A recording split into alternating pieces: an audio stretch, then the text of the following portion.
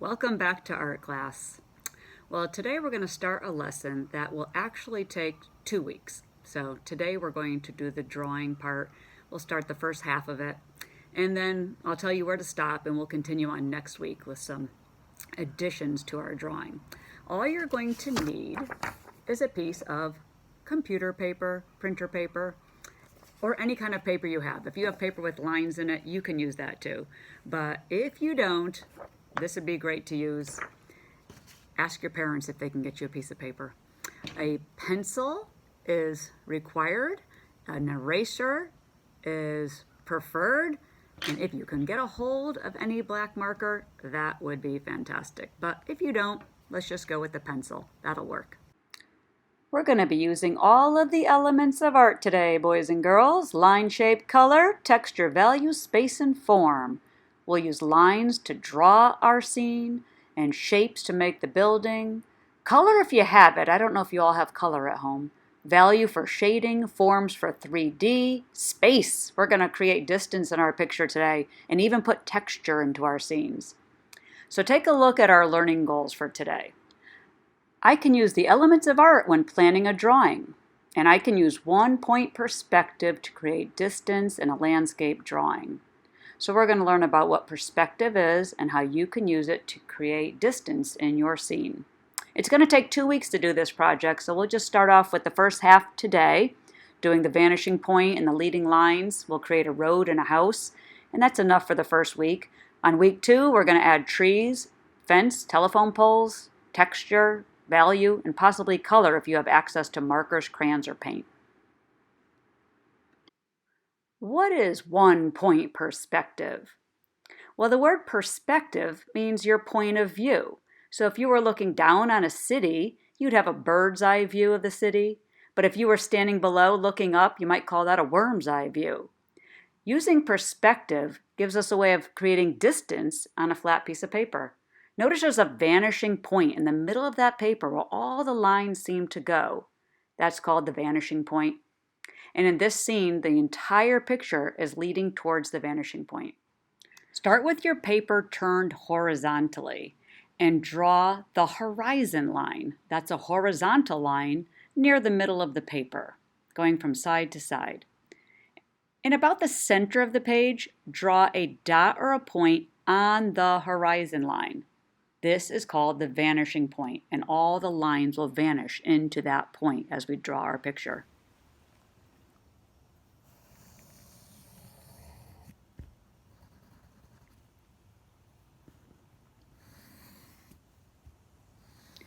You're going to start at the vanishing point and draw 2 diagonal lines. One goes to the left, one goes to the right, and this will create a road.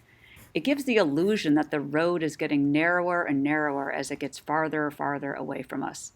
The lines down the center of the road also get smaller and smaller as they approach the vanishing point. Now I'm drawing mine without a ruler or any straight edge, but I think that you might want to use a straight edge. So if you don't have a ruler handy, you can always use the side of an envelope or a piece of paper that's been folded to give a nice stiff straight edge. Notice I'm connecting the corner of my building or the square part of the building to the vanishing point, and I'm also doing that to the top point of the building. Everything right now is going to the vanishing point. Those are called leading lines, but we're not going to use all of them. We're going to draw a vertical line that's parallel to the front of the house and a diagonal line right here that's parallel to the roof of the house. And then I'm going to erase all the leading lines that go beyond that point. So make sure you have an eraser at the end of your pencil.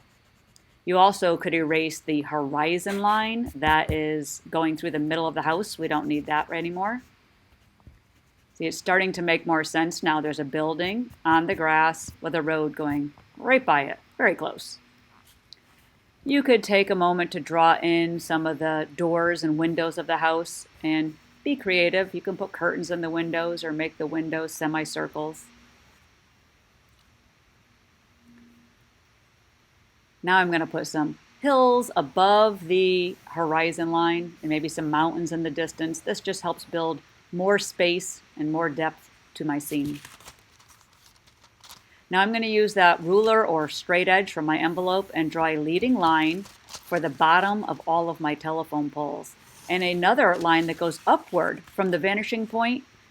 Those will eventually be erased. They're just guidelines for where to put the poles. The poles are going to be vertical, so make sure they're going straight up and down, and they're always parallel to the edge of your paper. Don't let them go slanted. I'm doing the tops of the telephone poles now. Now, if this was a real scene with telephone poles, the ones closest to us would always seem thicker or wider than the ones that are far away. So I'm going to take a moment now and just fill in my close telephone poles. They'll become more of a rectangle. Instead of looking so skinny, they're going to have a little thickness to them. And you can pause the video at any time you want and catch up. And then resume the video when you're ready to move on.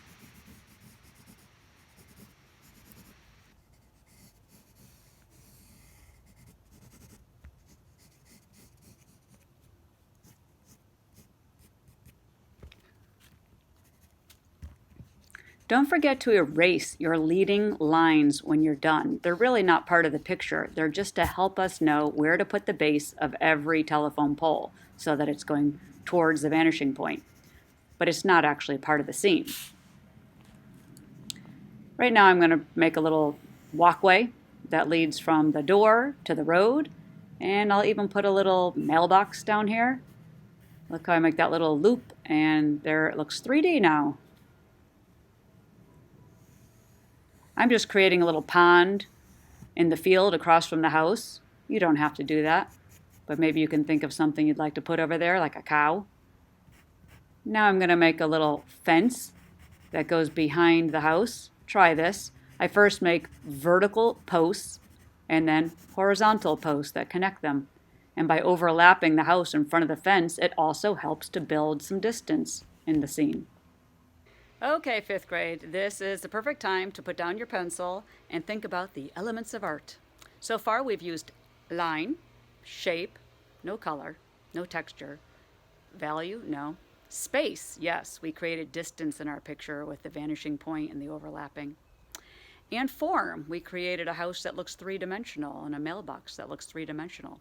So the next time we meet, we'll talk more about the other elements of art we did not use and find ways of incorporating them into our picture. And I hope you have fun creating.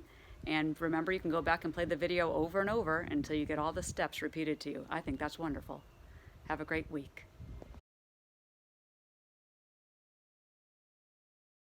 Hello, 5th grade. It's time to continue on with our lesson on one-point perspective.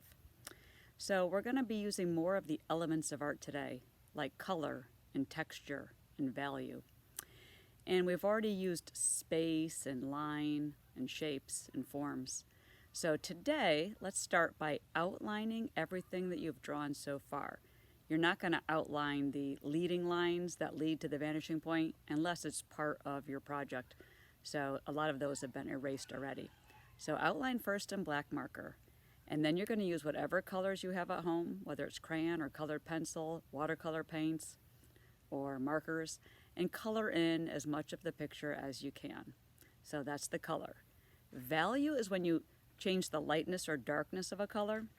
So you might press very hard with the crayon to make it darker and press very lightly to lighten the value. Or if you have two different color greens, you could use a darker green marker and a lighter green marker. And texture, if you drew any telephone poles or maybe the roof or the chimney of your house, you could draw repeated lines to look like shingles or bark on a tree or wood grain on the poles. In grass, you could repeat lines again and again to create the texture of the grass. Well, let's see how you do now while you continue working on your project, and then I need you to upload a photo so I can see the work. Have fun. The first thing I'm doing here is taking a black permanent marker and outlining everything that I drew. I'm going to speed it up a little bit so it goes faster, but take your time and try to stay on the lines. The reason I'm using permanent marker is because I don't have any crayons or markers available right now, so I'm going to use watercolor paint to color mine in. And if you plan on painting over yours, you're going to always want to use permanent marker so it doesn't get ruined when it gets wet. As soon as the whole thing's drawn, you can use whatever you want to color it in. So if you have crayons, colored pencils, markers, or paint, use whatever you would like to color in your picture. I'm adding the texture to my roof, the chimney, the house, the shingles, even this little walkway. I'm adding a little stone texture to it by repeating shapes and lines. Here's the set of watercolor paints I have available, and some water and a brush. And I'm just going to wet my colors and quickly apply some color to my picture.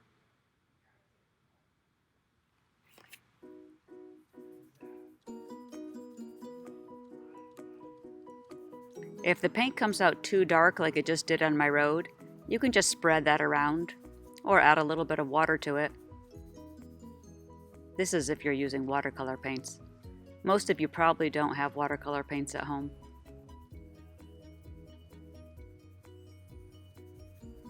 I'm just going to paint right over the top of those telephone poles because I can do those later. I want to use green for the grass too, but I don't want it to be the exact same green, so I add a little bit of yellow to my green, so there's some variety and it becomes a lighter value of green.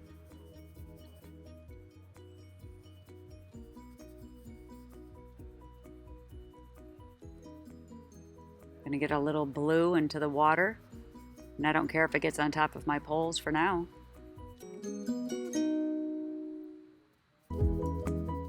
Some more yellow and green mixed together for the grass.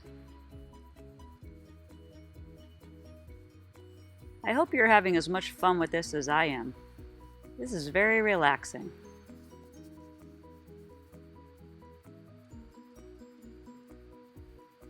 I think I'll add a little bit of brown to my stones.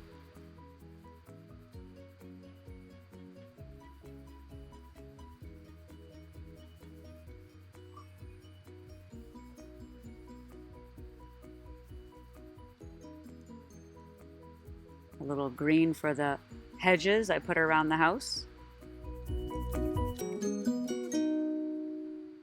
Now, this might not be a great idea. With watercolor paint, I'm painting the brown poles and the wood from the mailbox, and it's starting to leak into my surrounding color. So with watercolor paint, you really don't want to touch another area that's still wet, or it leaks into the wrong space. I'll have to be very, very careful when I put some brown on my telephone poles that I just make it real thin and stay in the middle so my whole picture doesn't turn into a big brown mess. All right, mine looks pretty good. I think I'm done here.